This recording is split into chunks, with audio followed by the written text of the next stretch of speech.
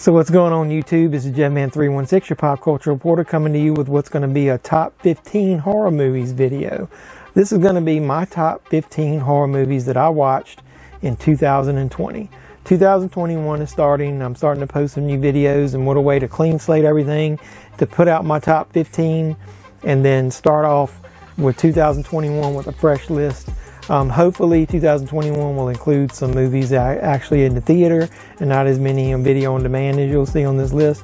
But with that being said, before we get into this top 15 horror movies of 2020, give me a thumbs up, like this video. Go ahead and add some comments as you go along. What do you like about my list? What do you not like? What's your top list of horror movies for 2020? Go ahead and subscribe to the channel while you're at it. I'm new to YouTube. Any support you can give me is greatly appreciated. I really do appreciate all the support. And then hit the notification bell, because when I post more movie reviews and things like that throughout 2021, you'll be the first to know. You can come over and watch them as soon as they hit. So with that being said, let's dive into my top 15 horror movies of 2020.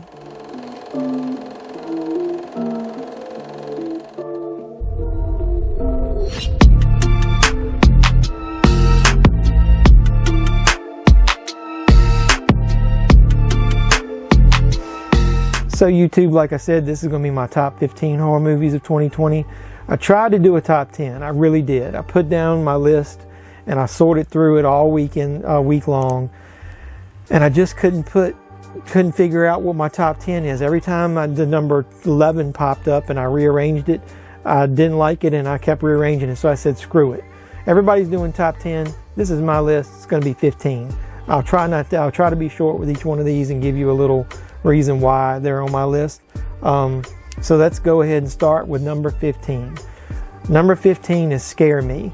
It's a movie that I saw on Shudder. It stars Aya Cash and Josh Rubin. Josh Rubin plays a writer who's moved out to this, rented this house. He is down on his luck. I think he's separated from his ex, and he's trying to start over and start fresh with some, clear his mind and start writing. He finds out that he's next door to a famous writer that even he knows and admires. Gets a little bit jealous throughout the movie. They end up during a power outage coming together, and they start a game that's called Scare Me. They want to tell scary stories to each other and see who can scare each other.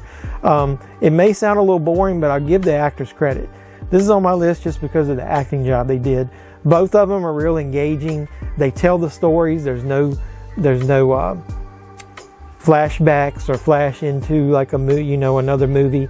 It's all done right there in front of you with them changing their voices and acting it out. They do a really great job. And then it's kind of, I wouldn't say a twist ending that gets overused, but I wasn't expecting the ending. But it's really good. But because it's contained in the one house and not a lot happens, I'm not sure it's going to have a lot of rewatchability to it. So that's why it's not higher on this list, but it's number 15. Number 14 is kind of a silly movie, but I liked it. It had to be on my list somewhere, but it's outside the top 10. Obviously, it's called Nobody Sleeps in the Woods Tonight. I caught this movie myself on Netflix. I'm glad I almost didn't watch it. I don't like dubbed movies, but I also can't stand subtitle movies because I'm a visual person and I really pick out details in movies that a lot of people miss. You can't do that when you're having to read the screen. If the movie is not dubbed well, though, it distracts me almost as bad as the subtitles. I'll give them credit. The dubbing isn't terrible. Well, with that being said, when somebody asked me what this was about, I came up with my own title, and it was called Wrong Turn in the Hills on Friday the 13th. Because it's got tropes from a lot of those movies. Wrong Turn, Hills Have Eyes, Friday the 13th. It's about a camp where the kids, I think, are giving up their electronic devices to try to get over that addiction to them, which explains why they don't have any phones and everything to communicate with the outside world. But it's got a lot of 80s horror tropes in it. You got your nude scene with the teens, which means they're probably going to get killed. You got a lot of cheesy gore. The only thing I don't like about it is the explanation of how the killers came to be.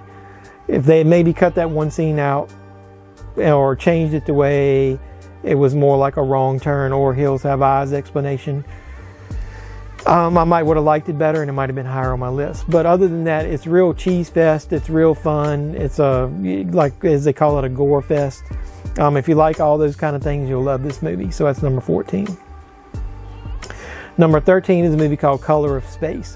I was really looking forward to this when I heard it was coming out, and only because Nicolas Cage stars in it, and he had just came out of what I saw him in was Mandy. When I even skipped Mandy when it first came out, because when I went into Walmart and saw it, I was used to seeing almost a new Nicolas Cage movie every other week. So when that came out, I didn't really think anything of it. And then I heard some reviews online and basically saying you got to see it to believe it. And it's really a lot of visual elements to it that, like you say, you're not going to believe it until you see it. It's like a mind trip, a mind F as they call it. Well, this is a little bit like that. I bought the 4K of this because of just how outstanding it looked after I first saw it, and I wanted to see it in 4K. The colors and the cinematography and everything about it is outstanding. And Nicolas Cage, I think, does a great job. So hopefully he's back in full form and will do more movies like Color of Space and Mandy. But the little quick synopsis is a meteorite hits near the family farm that's owned by Nicolas Cage, and it's all the science, the sci-fi antics and stuff that goes on with that type of sci-fi horror movie. And I don't want to give away anything, but you need to watch that movie. It's really excellent. So that was number 13. Number 12 is The Wolf of Snow Hollow. This is what I would call, it's a werewolf movie, but in order to get over a lot of the tropes, they splash in comedy in there, and it's like an off the wall like type of comedy. It's not obviously slapstick. A lot of people have described it as Fargo meets like a werewolf movie. I'll give you that, but it's almost also kind of like a Twin Peaks type thing, like Fargo. That type of humor, if you like that type of quirkiness. I think it's a really good spin on a werewolf movie, and you'll do you a disservice if you like werewolf movies. You got to check that out. Kind of like I did the review recently of the Creepshow holiday special that's got about werewolves. If you liked that, you'll love this, because this is even better. Check out The Wolf of Snow Hollow. So that's number 12. Number 11 is a movie I just watched here a couple weeks ago called Sea Fever. It's a movie about a ship or vessel, whatever you want to call it, that's marooned at sea, and they're attacked by a parasite in their drinking water. And I'm not going to give any more details than that because you got to see it, but I really love these type of movies, like from the 80s, or was it late 80s, early 90s, I forget, like what was it, Leviathan, Deep Star 6, is that the name of it? And Deep Rising. If you like those kind of things, Deep Rising was kind of over the top campy, so it doesn't go that route, because it's more, tries to be science based, but it just in those veins. And it's kind of like if you would describe one of those movies like with an alien tone to it, because it's real claustrophobic, and then you've got one side of the coin where some of them want to leave and go get help, and then you got the other side, the scientists that are saying we can't leave until we figure out what this is, because we could infect people outside of the ship. So it's like all of that neurosis, you just get paranoid and all that kind of stuff surrounding it. So it's really good. It's got a really good atmosphere, and I liked it. It's way better than I was expecting. So let's go ahead and crack into the top 10. Top 10 is a movie that actually was recommended through some posts on a Facebook group I'm in called Killer Flicks. People were reviewing and talking about a movie called Look Away. I had actually bought it. I can't remember where. I either bought it from, it might have been in one of my horror packs, or either I bought it cheap somewhere, because of the cover looked cool, and I hadn't watched it until I saw those reviews, and then I cracked it open and watched it, and I wished I had watched it before. It's got a young actress named India Isley. I think she's Barbara Hussey's daughter. I think so. She stars as the two characters in the movie. The main character, who is a girl who's kind of a misfit. She isn't popular at school. She has, eating disorders. Her parents think she's kind of acting weird. They don't know what to do. And one day she meets her doppelganger in the mirror, who's like the opposite of her, who's like really confident and aggressive and wants to get out into the world. And so they end up swapping places. And so that girl is in the mirror now, and her doppelganger's in the world and wants to get revenge, I guess if you want to call it, on everybody that's done her wrong, including her dad. And then there's kind of a twist that I could see coming a little bit at the end. Nothing over the top. You'll probably guess it, but I think they did a good job, and the acting's really good. And I hope maybe we'll see that young actress in a lot more stuff, because I really liked it. It was way better than I was expecting. So Look Away, that's number 10. Number 9 is a movie called Don't Look Back. I kind of skipped this at first until I read about it, and then saw that it was the writer of the Final Destination movies was involved, and I think he wrote this one. And so it's basically that with a different spin. Now, I really like the Final Destination movies. I know a lot of them are cheesy, but they're good, especially the one that ended up looping back around. But don't want to talk about that too much. But Courtney Bale is the young actress that's in it, and she does a really good job. She plays a witness, or from a group of witnesses that see somebody in the park get beat to death, and when they didn't do anything to step in. So it's kind of like our culture now, where nobody wants to do anything to help their fellow man. I guess it's supposed to be the lesson.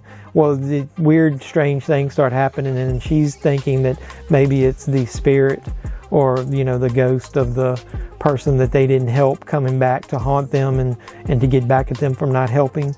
So it's a pretty good spin on the Final Destination type movie. I liked it. So if you like those movies, I think you'll like it. Check that one out. So that's number 9, Don't Look Back. Number 8 is a movie that I saw on Shudder. It's called The Beach House. I thought it was really good. It's not higher on this list because it's really slow paced. Now, I don't mind a slow build if it's interesting.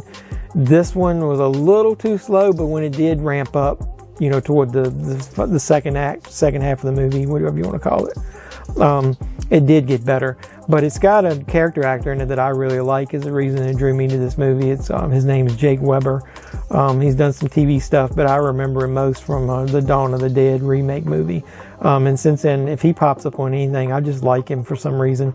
He's a good actor. He's like just a regular, average, everyday man who you kind of seems vulnerable, and you sometimes feel sorry for him, the situations he's in. But he's a good actor, I guess is a good way to put it. But good character actor.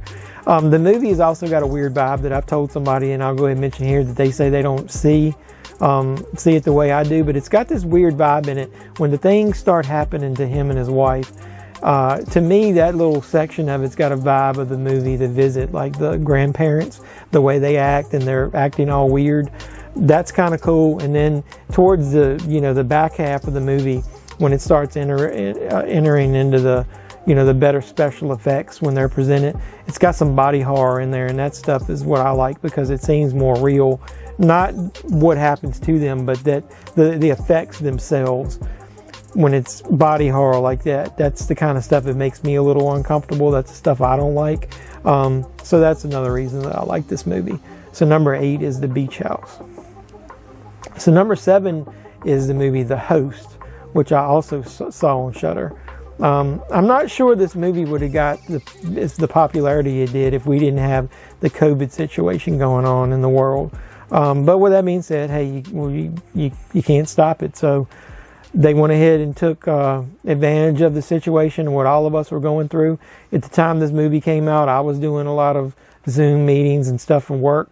I know everybody else in the world was. So there was a connection there, and they do a really good job, because they take the Zoom meetings and mix it with like an online seance. And when things don't go according to plan and strange, eerie things start happening to the people that are in the Zoom meetings, you can't go help the person. You're kind of stuck, don't know what to do. Everybody's on their own. So at least it wasn't like that Unfriended movie where they spend half the movie damn screaming at each other through the screens. At least this one, there's better interaction with the characters. And it's really short too. I know it's a little over an hour, so I guess that's still called a movie, but either way. So number 7 is The Host. A lot of the rest of my movies are probably going to be on most people's list, but hell, we were all stuck at home watching the same thing. My list may be in a different order though, so stick with me and you'll get my top 6. Number 6 is The Possessor. It's Brandon Cronenberg's film that, you know, it became pretty much like an internet sensation. Everywhere I went looking at horror movies this year, this movie popped up on everybody's list. But it's a good thing it did, because it's a really good movie. It's a weird take on, you know, technology that can be used to implant you into somebody else's mind to make you do things for these elite people, like carry out assassinations and stuff like that. And what happens when with the person that's getting transferred into the other person's body. I don't want to spoil too much, but Brandon Cronenberg, man, the apple didn't fall too far from that tree, because, you know, I love his dad's movies, David Cronenberg's, like Videodrome and Scanners, and this movie's got like some weird vibes like that, so he obviously learned from his dad. Don't miss this movie. It's really out there. It's got some really gross horror elements, even though it's more sort of a sci-fi. Let's call it sci-fi horror. That's a good one. So number 6 is The Possessor. Number 5 is The Hunt. This movie was going to be on my list just because Betty Gilpin's in it. I mean, I love her. I love her character in this, where at the beginning everybody thinks she's just like this. She's got this real thick southern drawl when she speaks, and everybody kind of plays her character down like, you know, hillbilly. That she doesn't know what she's doing. She turns out to be the damn smartest one in the group, outsmarts everybody, flips it, turns the tables on them, flips everything upside down. I love her. She was so good. And she started on Nurse Jackie, and if you don't know what she's famous for in that, Google that and check that out. But with that being said, I love her in Glow. I think she did an outstanding job in that, and I was so sad to see that show ended after 3 seasons. But you should check that out, The Hunt. The elite hunting the poor type of thing. Not going to try to put a political spin on that. Take it for what it's worth. Number 4 is a movie that I caught. I think it was on Shudder. A lot of Shudder on this list. Called The Mortuary Collection. I love anthology movies. I'm posting a review of a really cheesy, crappy, like opposite of this, where this is really good and the other one is hilarious. It's a movie called Forgotten Tales. Check out my video of that. But I described this to something I read, and I like the description. This is Goosebumps for adults. This is almost like what Scary Stories to Tell in the Dark should have been, as far as the edginess to this. There's a couple of the stories in the anthology that are weak, but it's more good than bad. I really like this. The acting's good. It's got Clancy Brown as the mortician, and he does an outstanding job in this. You know, he's got that distinctive voice. I just think he's perfect for these type of roles now that he's gotten older. You should check that out if you love anthology horror movies. The Mortuary Collection is awesome. So that was number 4. Number 3 is a movie called Freaky. And you might not like these kind of movies. It might be too high on my list than on some, but I love Happy Death Day, and I don't give a shit what anybody says about Happy Death Day 2. Yeah, it might be more sci-fi than horror, but I love those two. Quirkiness to them, the acting of the young actors is good. Just something different. I mean, I've seen so many movies, just to have something different, a horror take on the Groundhog Day was just perfect. With that being said, the same people that made Freaky. And so it's kind of like Freaky Friday the 13th is what I called it, because it's Freaky Friday to where a young girl has her mind switched with a serial killer, and it's played by Vince Vaughn. And anything with Vince Vaughn in it, I'm going to watch, because he puts such a comedic feel and just an over-the-topness to this situation that I don't know that anybody else, I couldn't think of anybody else nowadays that could have been in this role, that could have done it as well as he did. If you don't see it for any other reason, if you like any of Vince Vaughn's movies and his comedy, or just, it's kind of like Chevy Chase back in the day, where he's not trying to be funny, but he's funny. He brings that to this role. It's awesome. I love it. Freaky. I can't wait till it comes out on Blu-ray or 4K or whatever, so I can buy it and own it, because I'm a physical media guy, if you don't know. Number 2, I flip-flop back and forth between number 1 and number 2. Number 2 is The Invisible Man. This is the only movie on this list that I actually went to the theater to see. The Hunt, I was gonna go see it the weekend it came out, and then I think our movie theater either closed or did change their showings because of COVID. Then I ended up not going, and I ended up renting it on video on demand when it came out. But The Invisible Man was the very last movie that I saw in theaters, and it wasn't like that many months in the year that you could see them. But I went to see The Invisible Man. Elizabeth Moss is a great actress. I loved her and her little part in Us. I wished her role in Us would have been a little more. She's been great in everything I've seen her in. She just shows so much emotion on her face. She's got such a wide range of emotions that she can, show in just one scene. She steals the movie. I like everything about it. They don't rely on CGI, even though there's a lot in it. They don't rely on that. There's some spots with practical effects, which they make it look totally realistic that somebody invisible is in the room. I love that. They put a kind of a twist on the end to where it's not really a twist, but it's not conventional. It's not a Hollywood ending. I kind of were thinking that they were going to be conventional about it and end it kind of cheesy, and they didn't. I love the way the movie ends. So it's a great contemporary take on The Invisible Man that I love. So that's number 2. And you're probably seeing all these video on demand movies and Shudder and Netflix and everything on my list probably know what number 1 is. Number 1 on my list is Babysitter Killer Queen. It is the follow-up to the Netflix sensation Babysitter, starring Samara Weaving. I almost didn't want to put this as number 1. I was going to put it at number 2. The movie would have been the number 1 hands down if Samara Weaving had been in the entire movie. I give them credit for at least bringing her back and incorporating her into the story. But it does have Bella Thorne in it, so come on, that's a pretty good second choice. But I think they took everything that was good about the first one, and it's not as good as the first one. If the first one came out in the same year, that one would have beat it. But obviously this is a couple years apart. But it's still good. They took out a lot of the quirkiness and the things that I liked about the first one. They didn't do exactly the same things with them. They did a good job of continuing the story, but the style, the quirkiness, the funny bits, everything that was good about the first one, they weaved into this one. So there's no reason if you didn't like the first Babysitter that you're not going to like the second one. So that's my top 15 horror movies that I watched in 2020. What do you think of the list? Do me a favor, go ahead and like this video. Put some comments down below. Did you like my list? Did you not like it?